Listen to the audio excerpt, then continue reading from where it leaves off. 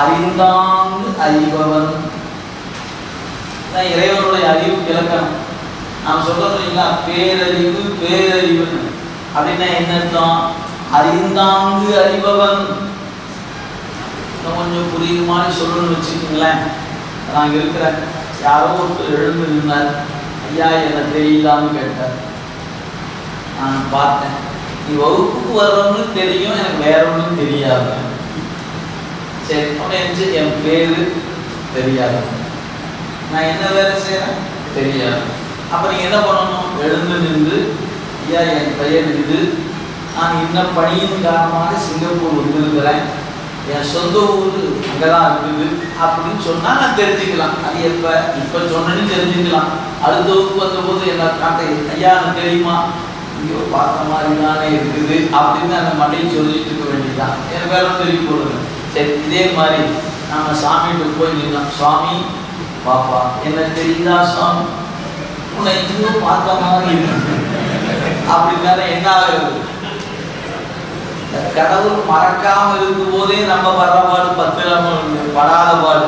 ஒருவேளை அவரும் நம்புற மாதிரியே உன்னை எங்கேயோ பார்த்த மாதிரி இருக்குது, நீதான் அந்த பாட்டெல்லாம் நிற்பான. அட கடவுளே, நான் தொண்டகாய உனக்கு பாட்டு பாடினா நான் தான் பாடினான்னு நீ கேட்கறியான்னு கேட்பமா இல்லையா? அந்த இறைவன் யாரு? அறிவித்து அறிபவன் அல்ல. அந்த உண்மை தெரிஞ்சுன்னா அச்சல சீட்டு வாங்கி கொடுக்க மாட்டீங்க. ஏன்? நம்ம சீட்டை வாங்கி பின்னாடி பக்கம் பேரு, நட்சத்திரம், ராசி அதெல்லாம் பத்தாது. வீட்டுக்காரர் பேரு, அவர் ராசி நட்சத்திரம், குழந்தை பேரு, வீடு ராசி, அத்தம்மா கொஞ்சம் சீட்டு எழுதிருக்கிற பேரை பார்க்குறேங்க. அவர் பிடிச்சு பார்த்து கூட அது மேலே பார்ப்பாரு. 4 ரூபாய்க்கு சீட்டை வாங்கிட்டு வந்து 40 பேர் எடுத்து நம்ம அப்படி ஒரு நப்பாசிங்க. எது? அவர் உள்ள போய் நின்று நம்ம பேரை சொன்னோடனே அப்படியே சின்னம்மா நம்ம பேரை சொன்னார். அதுக்கப்புறம் கவனிச்சியா, கோடி கோடி லாபசிய, கோடி கோடியா வரப்போகுது. அப்படி வர மாதிரி இருந்ததுன்னா நீங்க எல்லாரும் கோடீஸ்வரனா தானே இருக்கு, நாமே கோடியில இருக்கோம். அது சங்கல்பம். அப்படின்னு உங்களுக்காக அவர் வந்து ஒரு விண்ணப்பம் செய்யறாரு. நாம என்ன நினைச்சுக்கோம், நம்ம அவருக்கு தெரியாதுன்னு நினைச்சுட்டு எழுதி கொடுக்குறோம். யாருக்கு தெரியாதுன்னு? சாமிக்கு தெரியல தானே எழுதிக்கணும். நீங்க தெரிஞ்சுன்னு எழுதி கொடுப்பீங்களா? நல்லா ஞாபகம் வச்சுக்கோங்க. அப்ப நம்ம என்ன தெரிஞ்சுக்கிறோம், எவ்வளவு தூரம் அஞ்ஞானத்துல கிடக்குன்னு பாருங்க. நீங்க போய் நின்று, சாமி நான் அந்த ஊருக்கு வந்திருக்கிற சாமிலாம் சொல்ல வேண்டியது இல்லைங்க. நீங்க போய் நின்னாலும் உங்க டேட்டா போல ஒரு ஸ்கிரீன்ல நிற்கும். எதுக்கு எப்படி நிற்கும்? எதுக்கு வந்தீங்கன்னு வரைக்கும் நிற்கும். உலகத்துடன் அல்லவா, நெஞ்சுக்குள்ளதான இருக்கிறாரு. நீங்க கேட்க போறத அவர் பார்த்துட்டு தானே கேட்க போற. கடவுளே எப்படி அதுக்கு கடவுள் இல்லைங்களா? நீங்க என்ன கேட்க போறீங்கன்னு தெரிஞ்சா தானே அதுக்கு பேரு கடவுள். நான் சொல்லிக்கிட்டே இருக்கிறது சாமி கேட்கவே மாட்டேங்கிறது, அது பேரு கடவுளா என்ன? அப்ப இறைவன் யாரு? அறிந்தாங்க அறிபவன். இந்த சொல்ல அருமையான சொல்லுங்க. அதுக்காக தான் நீங்க சிரிச்சு இதை விட்டுறக்கூடாது.